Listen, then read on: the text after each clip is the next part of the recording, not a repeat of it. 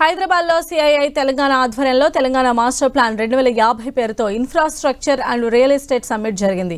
ఈ సదస్సులో ముఖ్య అతిథిగా ఐటీ మంత్రి శ్రీధర్ బాబు పాల్గొన్నారు. తెలంగాణను 3 భాగాలుగా విభజించే స్పెషల్ మాస్టర్ ప్లాన్ పై చర్చించామన్నారు. రాష్ట్ర అభివృద్ధి కోసం అందరినీ కలుపుకొని వెళ్తామన్నారు ఆయన.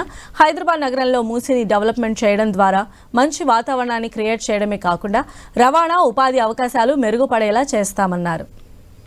మాకు ప్రధానమైన అంశము చిన్న వ్యాపారస్తులు. మా ప్రధానమైన అంశము ఈ పట్టణాభివృద్ధికి సంబంధించిన కనీస వసతులు, సౌకర్యాలు, డ్రైనేజ్ సరిగ్గా ఉండాలి, సీవరేజ్ సిస్టమ్స్ ఉండాలి, డ్రింకింగ్ వాటర్ బాగుండాలి.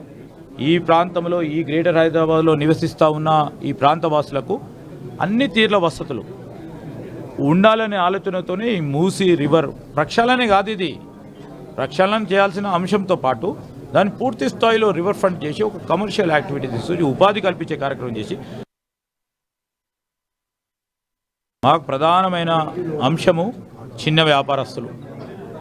మా ప్రధానమైన అంశము